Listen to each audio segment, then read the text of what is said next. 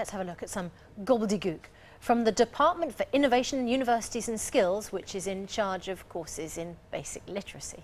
Its annual report stated that it had a challenging growth strategy for 2010. In other words, say the plain English campaign, it's unlikely to meet targets. We couldn't get it on the screen. It was so confusing. It confounded the system. It went on to include this little mouthful. An overarching national improvement strategy will drive up quality and performance underpinned by specific plans for strategically significant areas of activity such as workforce and technology. Well, even the department couldn't explain what that meant. Let's speak to Marie-Claire, who is from the Plain English campaign, and Simon Hoggart is the parliamentary sketch writer for The Guardian. Very good morning to you both. Good morning to you. Marie, I mean, you must despair. Please don't ask me to explain any of that in plain English. I'm sorry to say that it was actually the MPs themselves that complained about this annual report and the jargon in that wording. And you think that if the ministers and members of parliament can't understand these things, then what chance does the ordinary person like me have of making head or tail of these issues? Well, how does the process work? I mean, presumably the person who is writing that, sat and computed, doesn't speak like that. But somehow, you know, during the process that they know the information they're trying to put down, it comes out in that language. They remind me of a child building something, a very young child building something with Lego, if I can use a brand name. You know, the bricks all fit together and they each have an individual purpose, but the thing that's created at the end is completely shapeless and meaningless. I mean, if you know what coterminous stakeholder engagement means, which is talking to the people affected, then you could just happily write that down and you don't care what anyone else thinks, because the people you're writing for, who are other jargon meisters like yourself, probably do understand.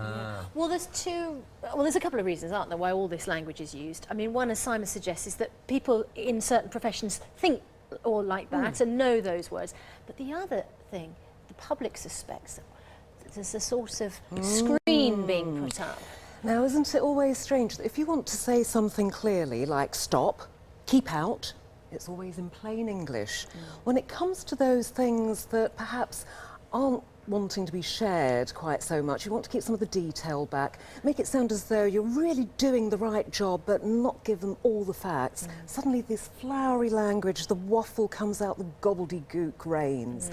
And that's why I think it's unfair for people who have actually paid for a service and deserve to know, so that they can take their own responsibilities in hand, that they've got to have this obstacle to get through before they can actually understand what's going on. Yeah. Simon, have you got some keywords out? You used the stakeholder phrase there, because that's an alarm bell word, isn't That's it? a very Because much alarm bell people word, don't yes. use that word, do they? No, you would never say, I thought we'd have a garden party next week, so we're going to have talk to stakeholders about... Mind you, if it were a barbecue, that might be... sausage holders, yes, exactly. Might give people the wrong what idea. they're aiming for, Marie's absolutely right, is kind of vagueness. Stakeholders means people affected by what we're wanting to do. But of course, you can talk only to the people who agree with your plans and avoid all the others.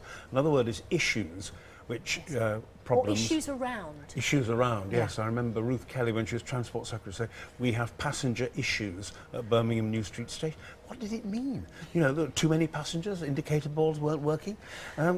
That kind of vagueness means that you can... Challenges, that came up earlier. Yes. Challenges, something we don't know what to do about, but because it's a challenge, it sounds exciting, you know, like knights of old riding to rescue. It's killing, basically, killing the preciseness which we require for good government. Yeah, Marie, there is another reason, isn't there? And that is that sometimes we don't want to talk negatively about things. So we talk about things as challenges because we want to see them as positive. It's positive rather than problems, which are negative. And it seems to be something that came out, I don't know if you'll agree with me, Simon, that when we were going through the sort of 70s, 80s, and everyone was charging forward, negativity was frowned upon, so everything became very positive thinking, and it was all blue sky thinking. And of course, we were all looking forward. But the reality is that we're going through some tough times now. And just as it was with Churchill, handling a crisis, you do need clarity and you need honesty. Is blue sky thinking one of those phrases? Have you fallen into your own trap? I'm wondering. No, is that okay? I was waiting for you to catch me out there. Glad you What do you were think? Is blue sky listening. thinking okay? Predictors of...